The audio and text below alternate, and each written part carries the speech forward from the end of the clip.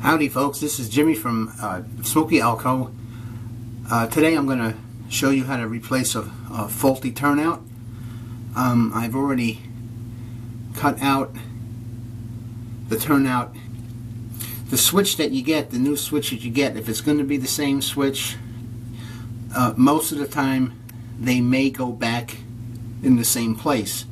Here, the new switch just going in is just a little bit longer than this one here where this ends. So I have two marks here that I'll be cutting out momentarily here, but the first thing to do is to take your dremel and you go down where the gap of the rails are. Come straight down on this one here, and back over here until it gets through.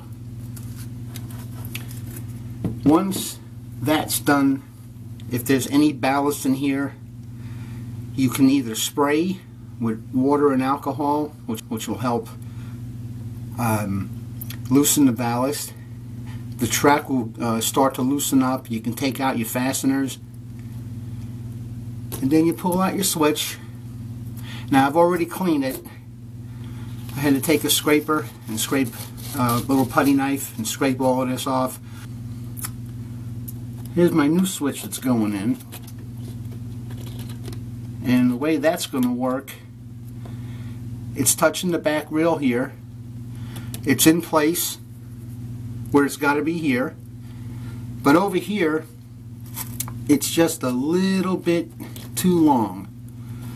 What I do is I take either a razor cutter for the track cutter, or I take X-Acto knife and make a small indentation in the rail with the knife, so I know where I have to cut.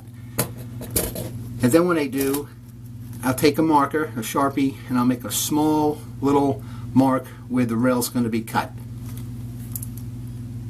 Before you go ahead and do this, the old couplers that were in here, they were already cut through with when I took out the old switch. So you just move those off, clean these up on the outside and inside of the rails. Any debris inside of here. The same goes with this one and over here too. This is an insulator. This has to be insulated because this is considered a block. So this insulator will stay. When the new switch comes back in, they'll get new connectors. Now what I'm going to do with the Dremel, I'm going to cut off these two little pieces right here.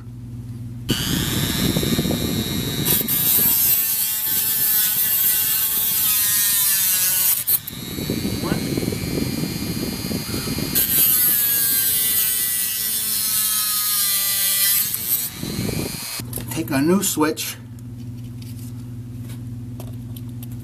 put them back in here.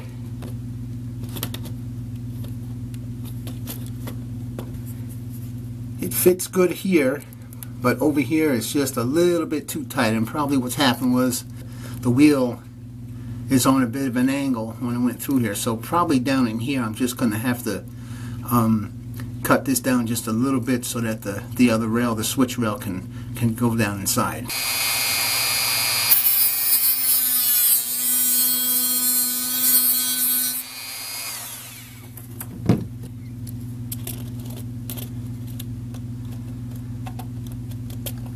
He's where he has to be again. This is where it has to be, and we push down, and there we have him. Okay, when we go to put our new rail connectors in, we want the rail connector to slide past here so that we can get the new switch in here, because if we try to leave the connector here and put the rail in and do this on the other side, there's no way we're going to get it in. So these rails here, I have to get these so that they can, this part here can slide back to here. So the little plastic spikes that are molded into the rail, these are going to have to be removed. this side here and over here. So what you do is take an X-Acto knife, come over to the side here, and push over to it a little bit.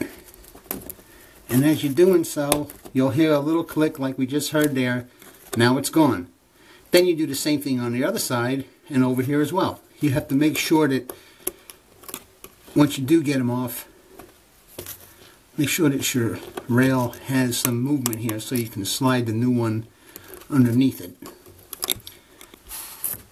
Now the rail joiner, they're slid back far enough to where that would be able to lay the switch in here instead of tucking it in and bending it up and not having very good contact. Over here on the other side, I have the connectors all slid in where they have to be. The spikes, any of the spikes that I had to cut, they've been taken care of. These are all back in here, so now we can take the switch and place them down inside of here. The switch is now in place where it's got to be.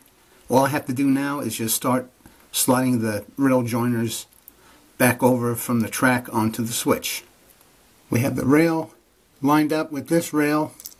Now we're ready to take a real small screwdriver, flathead, get behind the connector that's on the track, and gently slide them on. Line them up, slide them on, and there you go. We're all set with him. Then we do the rest with these and over here.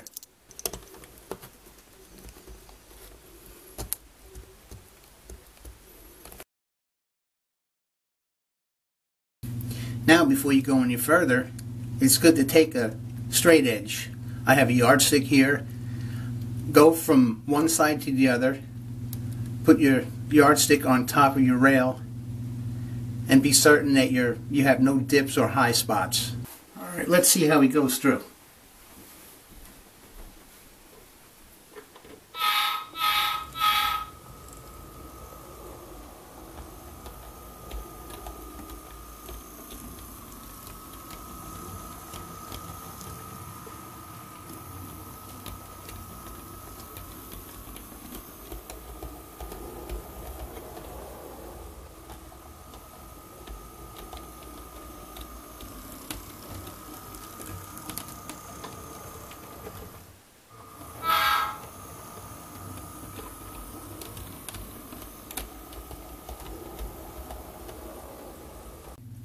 Now let's see how he fares with some cars.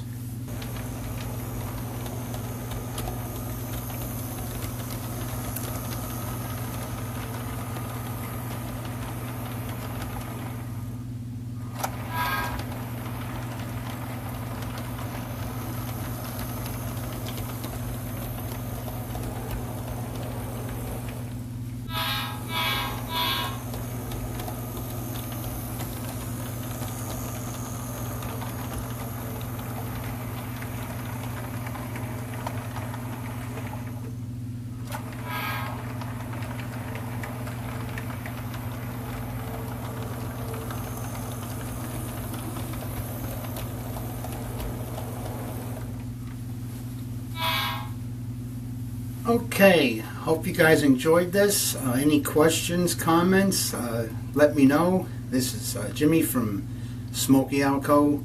See you next time.